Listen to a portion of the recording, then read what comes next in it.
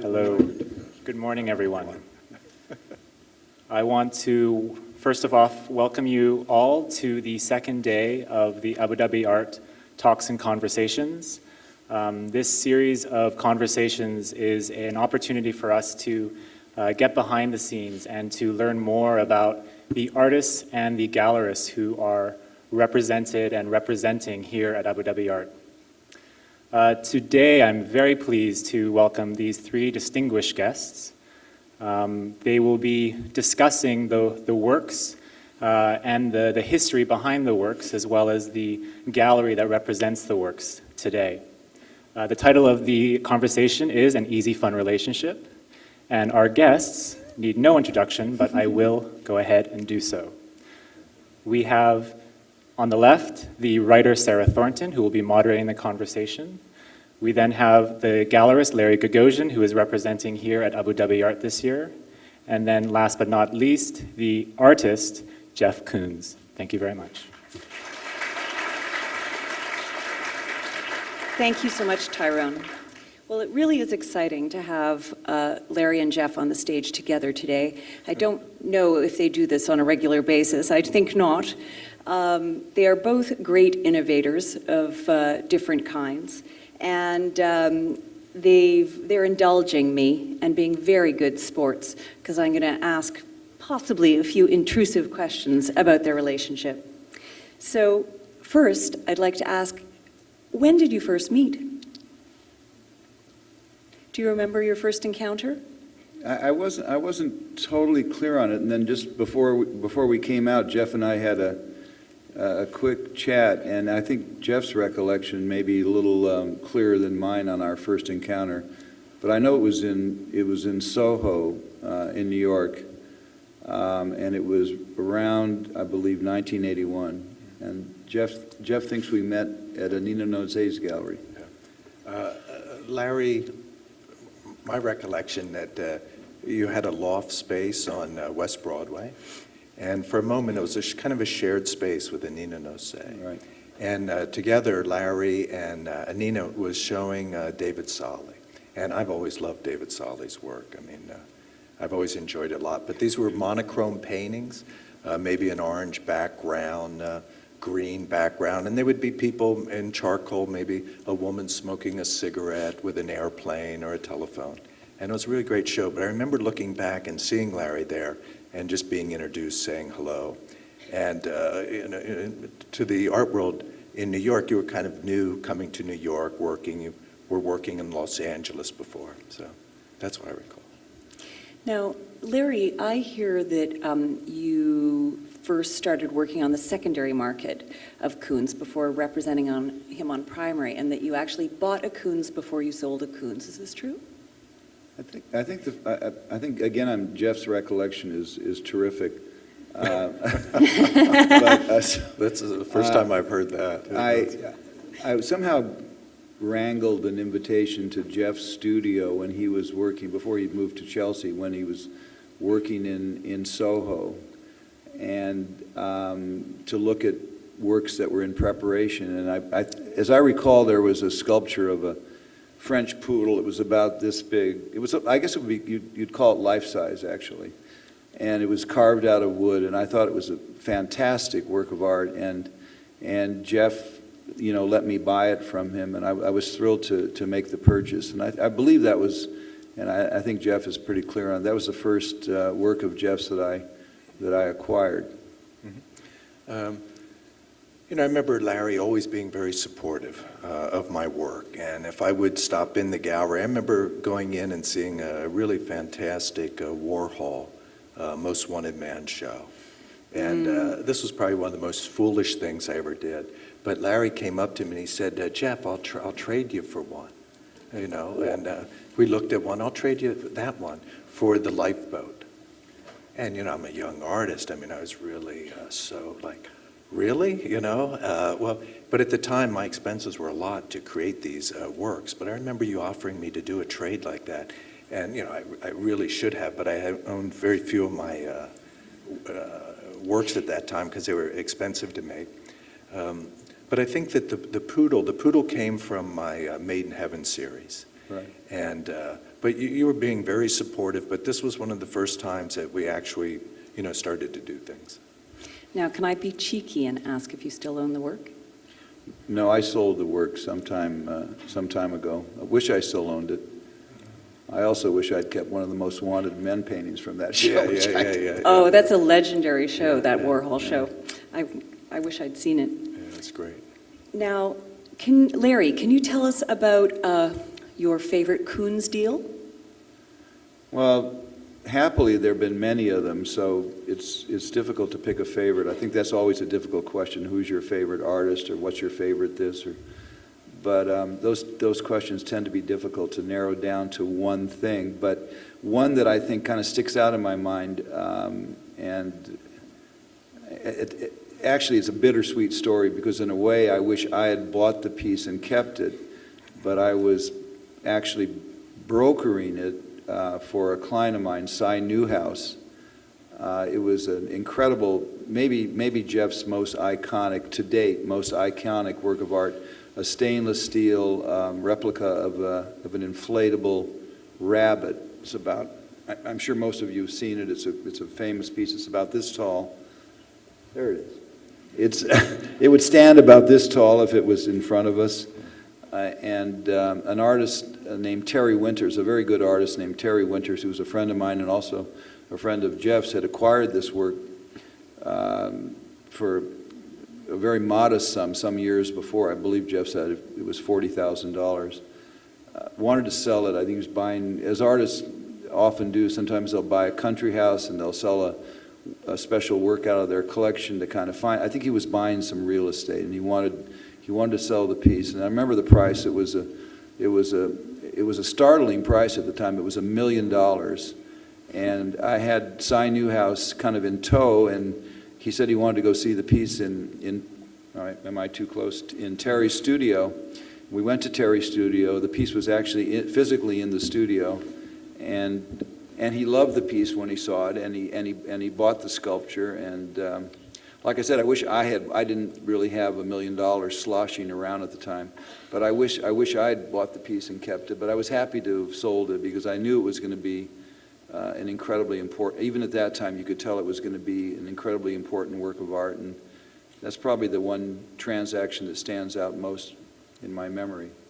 Cy Newhouse is the owner of Condé Nast, which publishes Vogue and The New Yorker and magazines like that, and he does have a stellar collection, so it was a nice place for the piece to rest. The piece is in his living room in New York. He's kept it.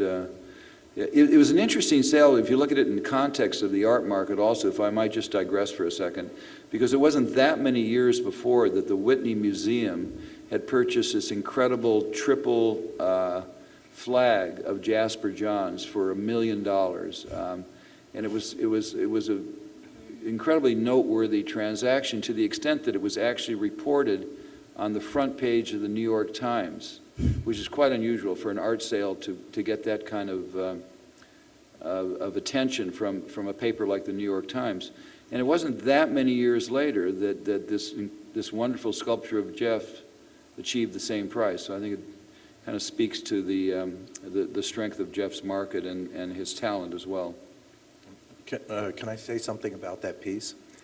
The rabbit, Larry was saying that's kind of an iconic work of mine.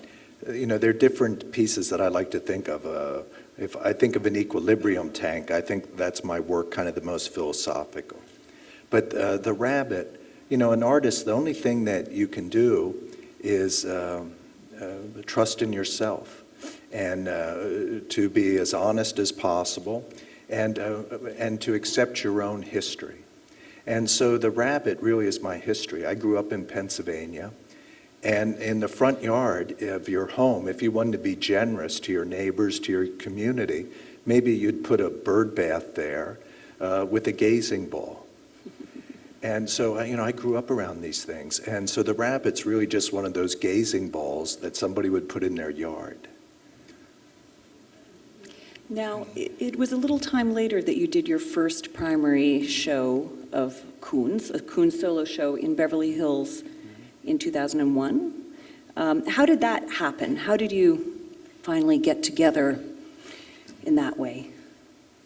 And may I just explain, too, we don't actually have an image from that show. I had a little mix-up with the studio late last night, and so we have a later work, Elephant, from 2006. Well, I was becoming more involved in the primary market and representing artists, so the gallery had achieved a different kind of credibility at that point in time, and we'd built, even though I was living in New York, I think the year was 2000 or 2001. 2001, okay, 2001, auspicious year. I was living in New York at the time, and I'd built a gallery, I believe in 1995, 96 in LA with the architect Richard Meyer, and it was a beautiful space, and we were starting to do some, I think, really top-notch shows, and Jeff was, right at the top of my list to exhibit out there, and I worked with his dealer in New York at the time, and still dealer in New York, Sonnabend Gallery, and they, along with Jeff, thought it would be a good idea to exhibit these large new paintings of Jeff's in our gallery in Los Angeles. So it was really kind of just a conversation that evolved over a period of time, and I must say the show was absolutely spectacular in the space. I think Jeff was very pleased with the way it looked, and I was thrilled to have it.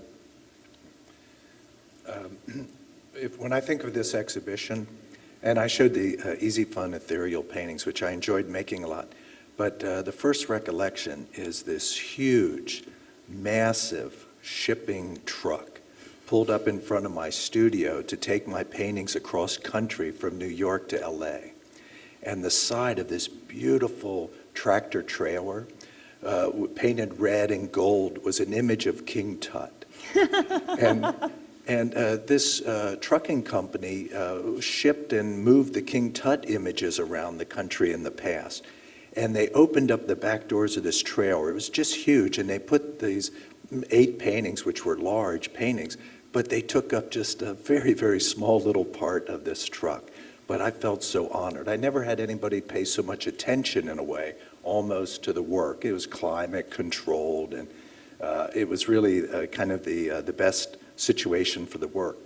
But I think that one of the things that Larry, having different spaces, having Los Angeles, having Rome, it gave artists an opportunity that had relationships with other galleries also to work with the gallery. I mean, there was a time when the world wasn't so global oriented, that it was more like if you showed in New York with the dealer, then you only had one dealer in New York. There were more of these parameters, which really don't exist anymore today. But it just gave artists a lot of opportunities to show in different locations and to work with the gallery. Now, with no offense to Jérôme Noirmont, who shows Jeff in Paris, who may even be in our audience, we're assuming for today's discussion that Larry is indeed Jeff's favorite dealer. And so now I'd love to hear a little bit about your personal relationship. What would you say are Larry's strengths? And have you ever had a bad patch over the years, a misunderstanding or a disagreement? When I think about Larry's strength as a dealer, and it's an amazing strength, but I remember watching from a distance Larry early on in his career. But Larry did something really amazing, and I think a lot of the growth of the art world Larry is responsible for. I know there are a lot of economic factors, but Larry was able to capture people's attention that if you really wanted something, he could try to get it, and he probably would get it for you. And he made everything accessible. He opened up that, if a picture was in a collection, it didn't mean that it necessarily had to stay there. And it's an amazing thing, because before it was this kind of secondary market, or this type of movement of interaction and possibility that, if you want that, it's possible to get it. It may be expensive to get it, but you can get it. Created a lot of energy, and it created a lot of interest, because a lot of people had interest in things, but they felt it wasn't available. How important do you think dealers are to artists? I know that's a very vague question, but... And by the How way, dependent? when I was speaking there, I was really speaking about other people's markets, not my own. Yeah, I was yeah. speaking, observing Larry get somebody at Liechtenstein they really wanted, or, a Jasper Johns, or just, it was, it opened things up. Things became possible, so a lot of people had interest, I'm sorry. Yeah, no, that's good. Now, Larry, do you wish Jeff would make more work? Jeff has a reputation for being a perfectionist, which can make for very high production costs. Is that sometimes a difficulty for a dealer in relation to collectors' expectations? And what would you say are Jeff's strengths? Well, that's a lot. That's a lot. Let me. Jeff's strengths are, that he's an amazingly talented artist, which is obvious. But a strength that probably isn't as apparent to people in the audience who don't know Jeff and, don't work with Jeff the way my gallery does, is Jeff is incredibly responsible and organized and just diligent in the way he manages a very complex studio with a lot of people working, under one roof and also in other parts of the world.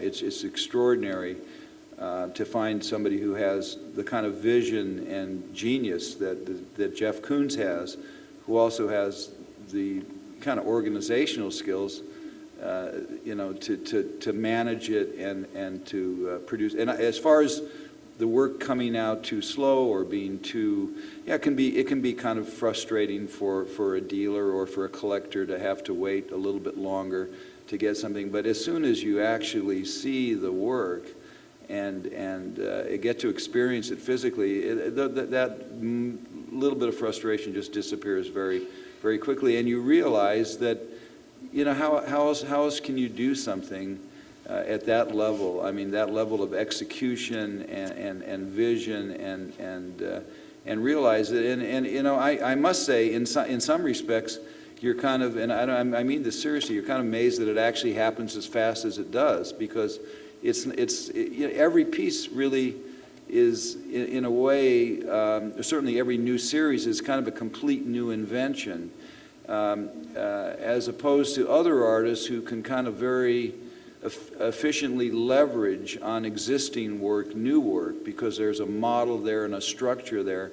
Jeff is like, in addition to being an artist, he's almost like a scientist who has to create a whole new mode of making work when he comes up with a new series, because he's using new materials, new scale, new technology. So it's really very impressive. I don't think Jeff has any real weaknesses.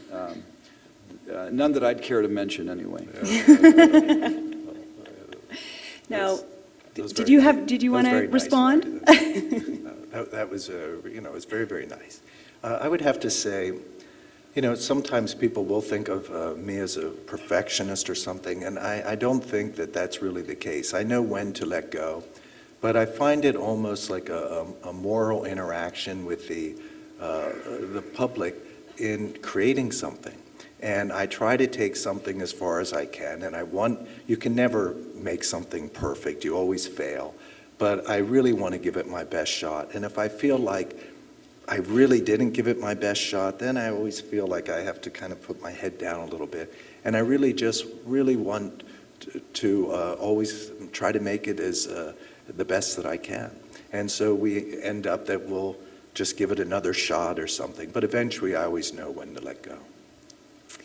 Now, this image is a group show from Gagosian Madison Avenue called Marble, I believe. And the slide before was an image from your solo Hulk Elvis show, also in a Gagosian space. And I believe this one is from it was a duo show, you and Warhol, called Flowers. Is that correct? That's correct, but wasn't that last image beautiful? Go back to that Yeah, last image it for a was. second, because that's really actually a great installation, if I have to say so. And Jeff's piece, you can see, is the centerpiece there, with a beautiful marble Brancusi on the left, and it's kind of some of these are a little small. I mean, Yeah, there's a. what else is in that image? There's a little Greek sculpture there. I think one of the Cyclonic, Yeah, isn't it? that's right, there's an antiquity. Cyclonic. I think one of the many things that the Gagosian Gallery does very well is placing their artists art historically. Yeah. And this is an example of that, isn't it? And perhaps also this show, too. I was wondering if you had any favorite installations of both of you. Jeff, favorite installations in Gagosian Gallery, and Larry, favorite installations of I loved Koons. I loved this show. I thought this was a fabulous show. Fabulous show. I mean, I must say, it's a show that I'm particularly fond of, and I think it was a lot of times you put two artists together and it seems kind of forced, or it's like you're trying to make too obscure a connection, and it really becomes more of an intellectual exercise. But this worked, I thought, visually. It was extremely powerful. And you could also see the kind of kindred spirits between these two great artists, Andy Warhol and Jeff Koons. So it was more than just a kind of a visual parade. I think it was really a beautiful show. I'm very proud of the show. Yeah. Glad that Jeff, agreed to participate. Yeah. As far as my own work being installed at the gallery, this is, a highlight. I mean, the image we just looked at was spectacular, but this show overall, the flowers show, was great. And, the opportunity as an artist to have this dialogue, because, that's the beautiful, powerful thing about art is connections. So to have this dialogue with Andy's work, and I think both of our work is very much about acceptance. And, you can look at these paintings of Andy's and you'll see the different flowers there, and one will have orange in the background, a little purple flower, and another one they'll all be yellow. It's about that they're equal, and that there's one's not better than the other one, that it's about acceptance, that things are being equal. And my work also has this dialogue about accepting oneself, and that everything around you is perfect. And it's not that these objects are perfect, the things around you, it's about yourself and other people are perfect. It's a little more of a physical dialogue, mine. But that's really kind of the beauty that I saw in that show. I always enjoyed another show of Larry's that I thought was fantastic. It didn't involve my work, but was Cy's Twomley's Bacchus show. I mean, that was an incredible show. beautiful. And I remember going in there. Oh. Well, I was just thinking, of course, Warhol was dead, had been dead for quite a few years at the time we did this exhibition. And you think back of a famous collaboration of Warhol's with Jean-Michel Basquiat, and they actually produced works together. But you have a feeling if Andy had been alive and had come to see this show, I can't imagine he wouldn't have been thrilled. I think it'd been the kind of thing that Andy had a very, as Jeff does, had a very kind of generous attitude towards other artists and towards the art world in general. And I think he would have been very pleased to have seen this exhibition. Can I ask you, I'd like to ask you a couple of questions about collectors and your relation to collectors and collecting. And, sorry, we have to discuss this amazing installation. Wow. This is Jeff's show at Versailles, and in the center we have Michael Jackson and Bubbles, an incredibly memorable installation, and really was talked about for months afterwards all over the art world. What was this experience like for you? It was an exhibition that was very, it came about in a very organic manner. And my friend, Jérôme Didermont, one time said, Jeff, it would be great. Someday you should do an exhibition at Versailles. And, sure enough, over a period of time, this opportunity happened. And Larry, you were very instrumental in helping get these loans together and help support this exhibition. But it was very natural. I just walked through Versailles and felt intuitively what works of mine that I had created, or that if I wanted to create something new, would fit in this room. And I would say I walked through one time, within 5 minutes, I already knew each piece in which salon, and that was it. But it was wonderful, though, to oversee the whole process and to design bases and things like this. But it was very intuitive. The dialogue's phenomenal. Yeah. So now for my questions about collecting and collectors. The sale of Hanging Heart at Sotheby's in November 2007 was covered on the front pages of many newspapers around the world because it made Jeff the most expensive living artist. The work sold for $23.6 million, the highest price ever paid for work by a living artist. Now, I believe it had been consigned by Adam Lindemann, and word had it that naughty Adam hadn't even taken it out of the box. And I was wondering if Larry thought that there was a genteel amount of time between purchase and sale when it comes to a collector, and I guess Adam Lindemann is a bit of a dealer collector, putting work up at auction. Sarah, that's a tough question. There's so many, you could go on and on about this, and there's so many reasons that collectors sell things. Actually, this comes back to the same reason that I was referring to earlier when Terry Winters sold the rabbit, because Adam and his wife Amalia were buying a beach house in Montauk for, I think, around the same amount of money as this thing brought, and it was, so they had a kind of I guess a particular motivation. Yeah, I mean, you're absolutely right. I mean, you'd rather people keep things and not cash in and turn a quick profit. On the other hand, Adam's a nice guy. He's a friend of mine. I mean, just on a personal level, he's somebody who I think more often than not does behave well in the art world. And so I was upset, and I think Jeff was also upset at the time because he had bought it for, I don't know, $3 million. I can't remember. So he was making a humongous profit. But I bought it actually at the auction for a client of the galleries. So it was kind of an interesting full circle because I was actually the successful bidder at Sotheby's. I was buying it for a customer of ours.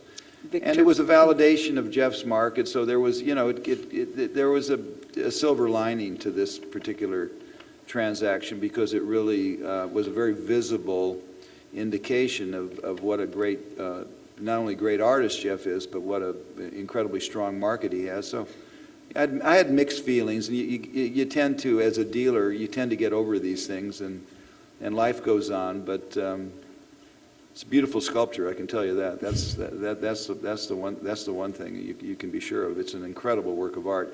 And actually, there was a private sale subsequent to this sale, which I was not involved in, but I was aware of, that was an even higher price for the same sculpture. So, things go on. Can I say something? If you're going to have a market, and I also like to collect because I love other art, but if you're going to have a market, you need liquidity, and so you can't take liquidity away. When a collector acquires your work and takes a responsibility to hold it, and it's like they want to try to help this stay around in this world, it's a wonderful thing. But you hope eventually somebody cares enough about it that happens, but you have to have that liquidity. I have to say, Adam Lindemann, I like Adam as a friend too. He immediately went out and bought another work of mine, which is one of my favorites, Ushering in Banality.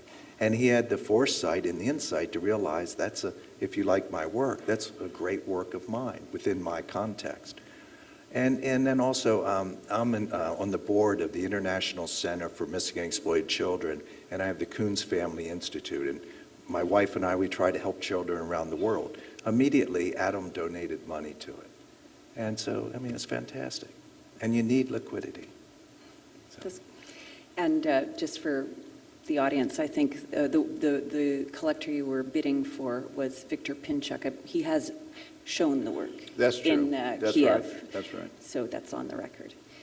So Jeff, could you tell us a little bit about your collecting and how it might affect the way you organize your oeuvre or inspire you in different ways? We have this slide here because actually, as a young artist, I would make trades with other artists, and I would buy Richard Prince's photographs when I had a job working at the Museum of Modern Art. I remember taking my paycheck and buying a work. But the first time that I ever acquired anything substantial was through Larry and Leo Castelli. And I think, Larry, this was right when you first, I think, formed a gallery together with Leo. Thompson Street, right. On Thompson. And so I acquired this piece called Surrealistic Head No. 2. And I was so honored. And actually, you know, when Leo Castelli died, and the New York Times front page again, on his obituary, he was photographed with this piece. Wow. And, yeah, I always loved Roy's work. So when I first had success, I acquired this, and it's the first major, work I ever bought. And that was through Larry and Leo together. And have you bought much from Larry over the years? Not enough. Yeah. You know, I tend to, be a producer in our relationship because I'm an artist. I mean, that's what I do. But I really don't understand a lot of other things in the world to the level that, I appreciate how art functions in my life. And so because I'm a contemporary artist, I'm not as involved in contemporary. Occasionally, of course, I will pick something up. I always enjoyed David Solly's work. I bought, I think, a wonderful painting of David's, and I'll pick different things up, but I really, I go for more old masters or antiquities, 19th century, really anything that just kind of hits me and communicates. I love Poussin. So I'm open to many things. But. And I have to apologize about the quality of that Liechtenstein slide because I just downloaded it off the web. It's not. So now, before we open it up to questions from the audience, I was hoping you could tell us about your forthcoming work. You're working on a series called Antiquities, and also whether there were any Gagosian shows on the schedule.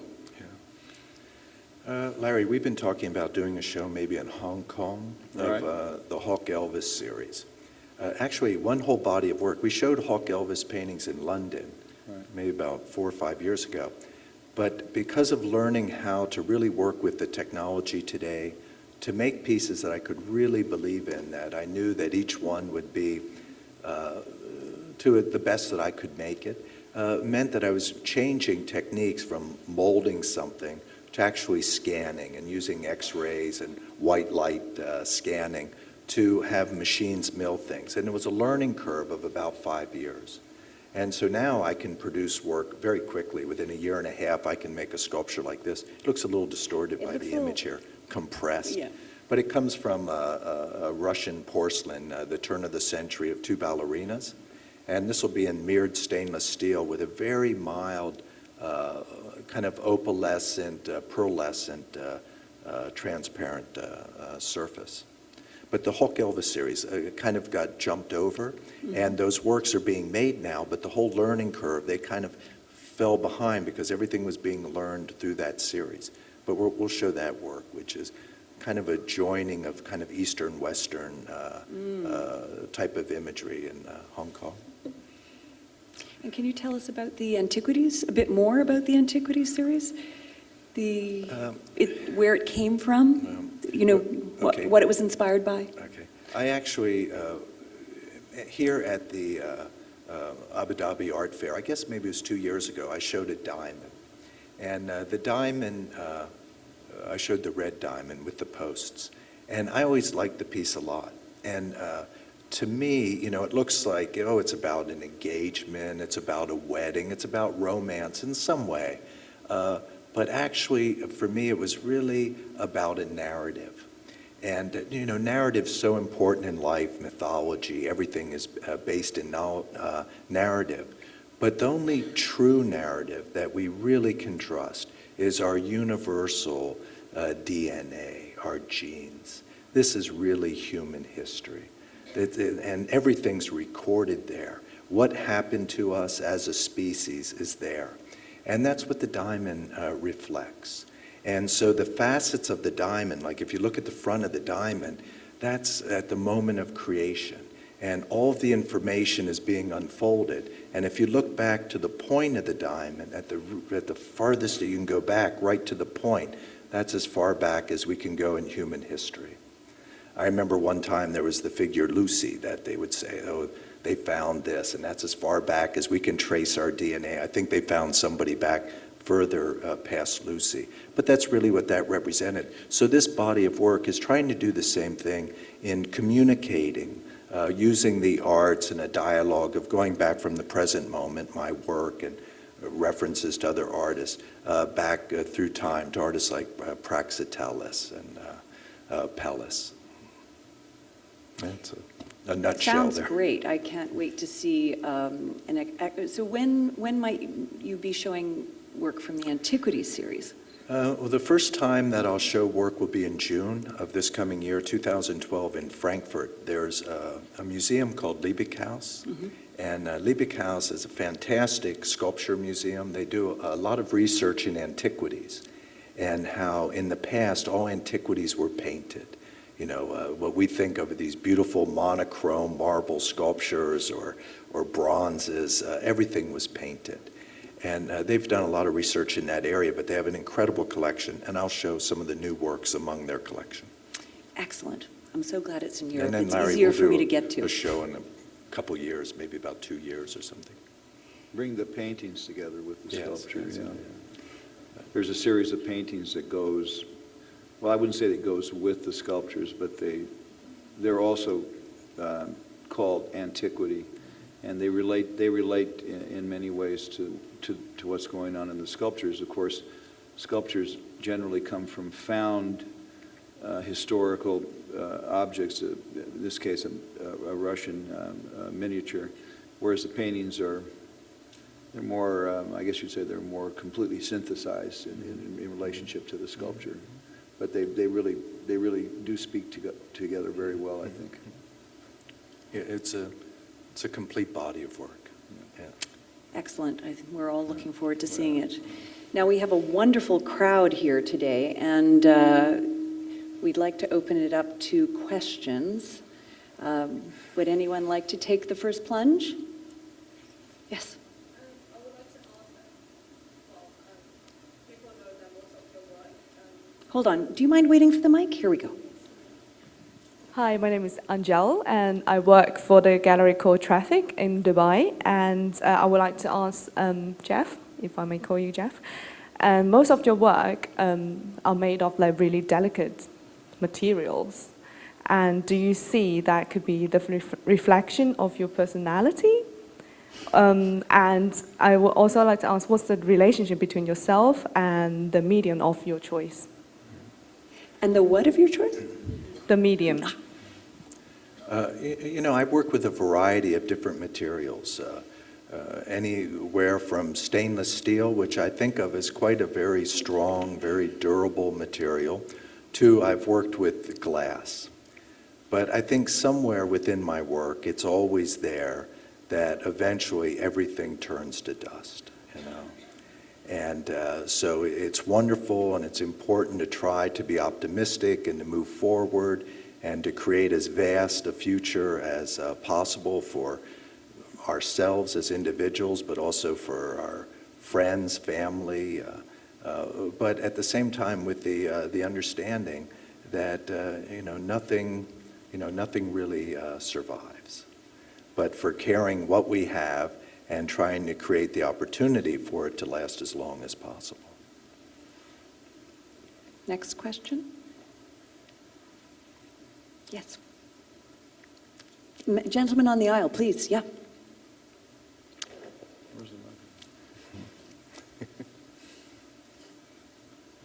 Hello. I just want to ask you a question. You were just telling us about one of your collectors who bought a piece for roughly 3.6 million and sold it, flipped it in the auction after a very short period at 23.6 million or something like this, so we're talking about 700%. Don't you think there should be some sort of rules and regulations that would stop a collector from buying a piece and then just flipping it in the market? There should be some sort of a grace period. I mean, what you have just told us, we see it all here, and it's always somebody buying from primary market and 2 months later putting it in one of the auction houses.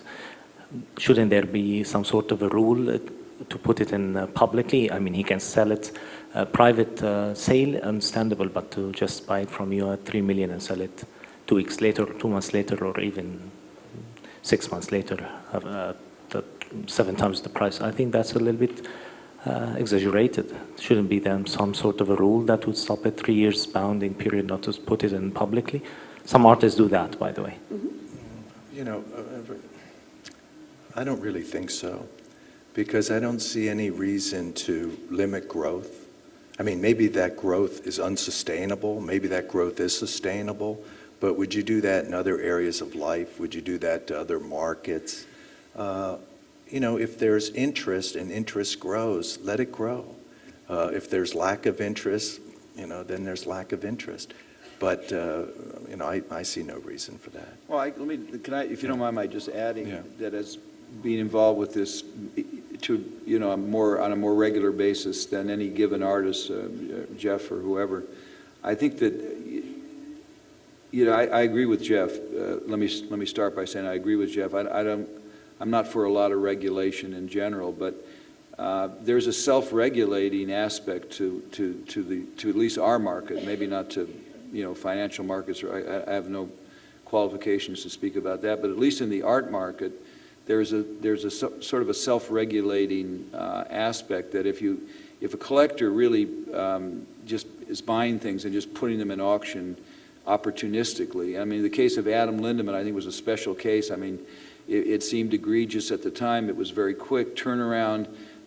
He's somebody who I think is very much in a healthy way embedded in our world, and so it's a case-by-case thing. You don't look at, you know, one size doesn't fit all when you're evaluating this. But if a collector really is just sort of nakedly profiteering by buying things on the primary market, understanding that there may be a significant spread between the primary and the secondary market, and they're kind of exploiting that, and they're doing it maybe as a business practice, then you just simply don't sell those collectors' works. You stop selling them works. I mean, that's what I would do as a dealer. But to impose kind of a regulation on the market, I think it'd be a damper, because then people do need, you know, life changes, and sometimes people genuinely need the money, and for whatever reason their fortunes may have gone south, and they actually need the liquidity.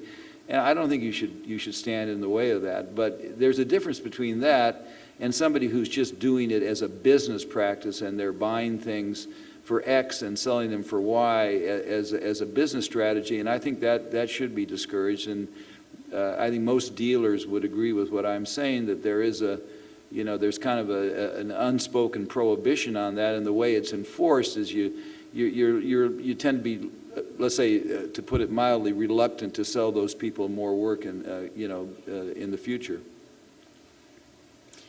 Another question?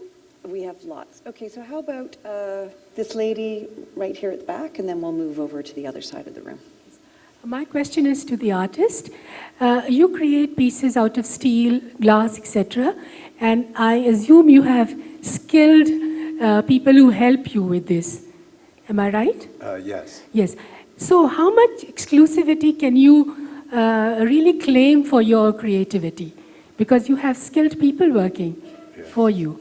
How much of their skill goes into creating that piece? And if it does, can you claim to be the exclusive creator of that piece? Okay. You know, I remember when I was young and I would start, I would draw, and I started drawing at 3 years of age. I started taking private lessons at 7.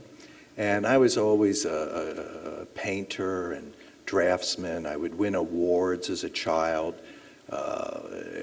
All the colleges I would go to, I'd win awards, end up having exhibitions in the president's office of the college. But when your mind tells your fingers to hold the brush in a certain way, I mean, they're just performing as an extension of what gesture you would like to make as a being. And it's the same with working with people. The first time I started working with people was casting at a foundry, and I realized that I was trusting working with other people. I would take them an object, they would mold it, they would put it in wax, I would go approve it, but this was the first time working with other people. So I create systems with the people that work with me so that I really can be responsible for every mark, every gesture would be as if I did it myself, and everything's really performing as an extension, just like a fingertip.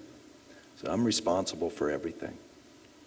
I think also it's important not to get confused between art and craft. And contemporary art is very much, has shifted the relationship between art and craft.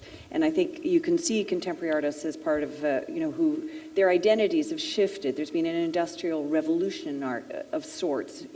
Artists have become ideas men, liberated from manual labor, and can delegate quite happily and without compromising their originality or their ownership of the work. But if you can envision it, you can create it. I could create anything. I mean, I could sculpt anything by hand that I really had to sculpt. Now, it may take me a little time to learn how to do it. I learned how to do it using different machines or learning who to go to that does know how to do it. But you can do it. If you can envision it, you can create it. I would just add that, put my own 2 cents worth in, because it's a question that I get asked a lot as Jeff's dealer, and sometimes the question is kind of presented in a cynical way. He doesn't do anything, he just has these other people do it, or he has assistants and blah, blah, blah. I don't think I know any artist, and I'm not just saying this because he's sitting here, who works as hard making his work than Jeff Koons. And I mean that sincerely. I mean, you can be a painter and maybe paint 2-3 times a year and have a great career and make great work. But to work the way Jeff does, he is there every day, hands-on. So this notion that this is somehow a bogus way of making art, or I mean, anything to that effect is just poppycock. I mean, that's just it's just not how it happens. I mean, you can't control anything more than Jeff does in terms of the process from the idea to the computer to the assistants to the fabricator to the. It's an incredibly focused and demanding process, and I just felt like saying that because there's always this backstory, or there's frequently this backstory of, well, he really doesn't do it. I mean, it's just malarkey. And there's a very long history of artists using assistants that goes back into all the old masters, Rubens and the rest. Should we take the next question? Right in here. Is this on? Yes. It's a question for Mr. Koons, of course. I'm really intrigued by your relationship with history. The way your pattern of collecting, you collect historical works of art. You mentioned Poussin, the 17th century. This wonderful piece is exhibited also in a historical space, 17th century. I remember the diamond, which is always, when I saw it, was displayed at the Victoria and Albert Museum in the courtyard. I mean, you're seen as a pop artist, but I see you also as very deeply rooted in history. I guess the question, if you were to transport yourself, your work, someplace to a historical period, where would it fit? I think it fits nicely here. But the reason that I like history is, it's community. And it's about what it means to be human, and a shared history and the richness of that history. And it's very easy to communicate with the past and with other artists, and to be open and to perceive the perception of what it was like, the perceptions that they would have felt, or just what it means to be human from different time. That's why I enjoy historical works. I feel very connected to the personality of the artist and what it would have meant to be alive at that time. Can we have from the lady raising her hand right now, and after that, the gentleman with the red tie?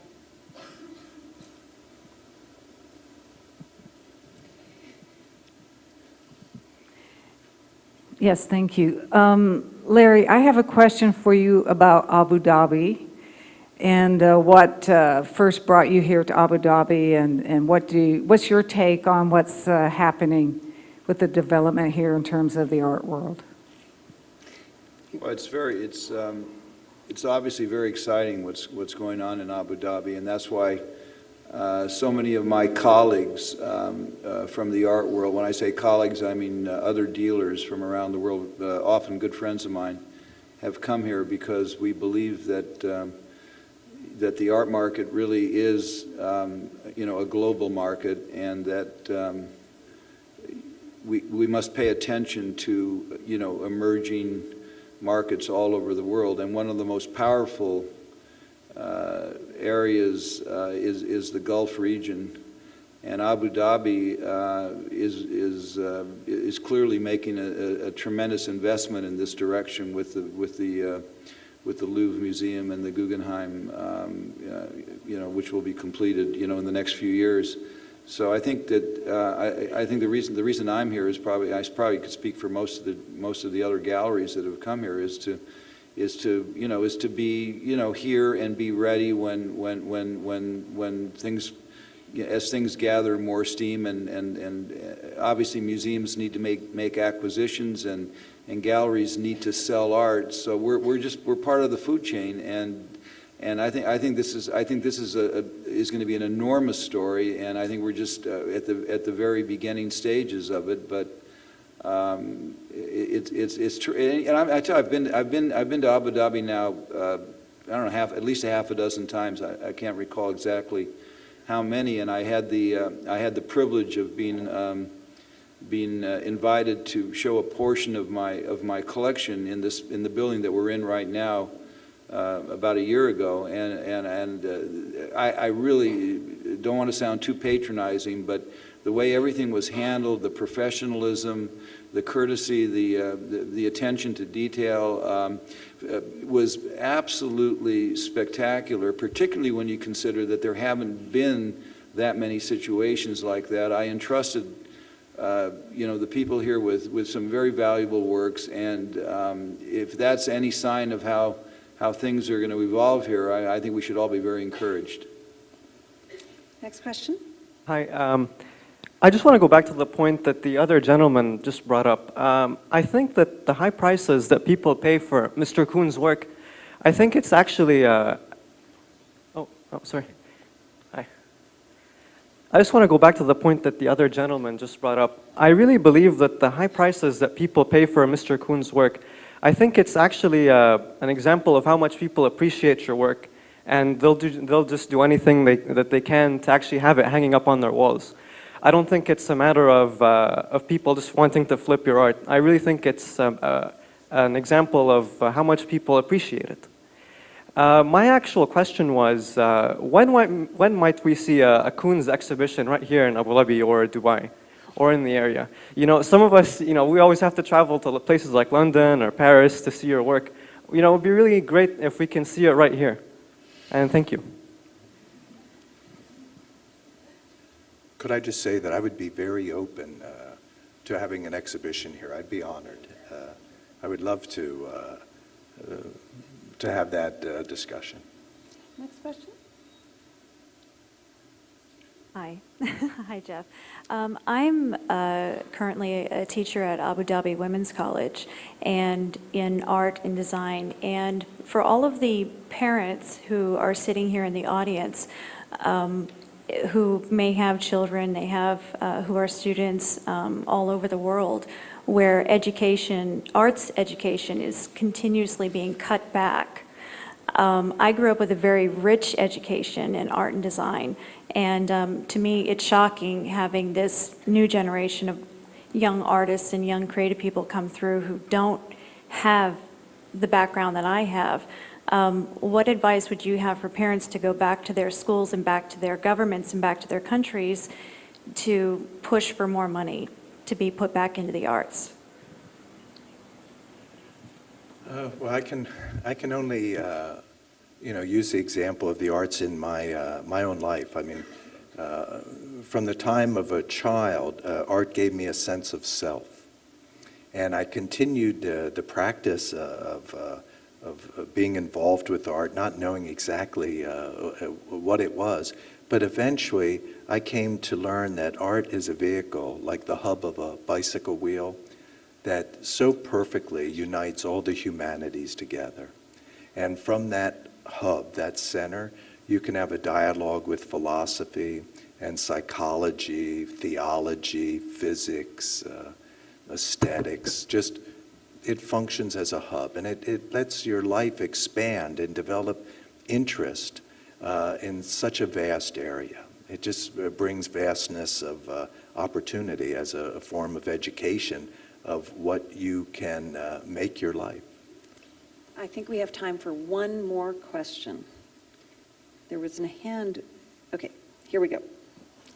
Can we bring the mic over to this lady, please?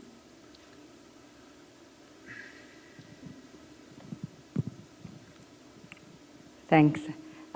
So you've achieved like art superstardom, and I wanted to know, is it lonely at the top? What a wonderful way to end. Except he does have Larry. Both of them, actually. You want us both? Both of you, both of you. Absolutely. Larry, I'll go first, and I'll let you to end that. You know, I always just wanted to participate, and from the time of a young artist, I would look up to other artists, the work they were making, and I just wanted to be part of the dialogue. And I always just wanted to participate. Salvador Dali met me one time, and he was so generous. I called him up as a young artist, 17 years old, and he invited me to come to New York and meet him. And, I just, at that time, wanted to be part of kind of the avant-garde and the continuation of that.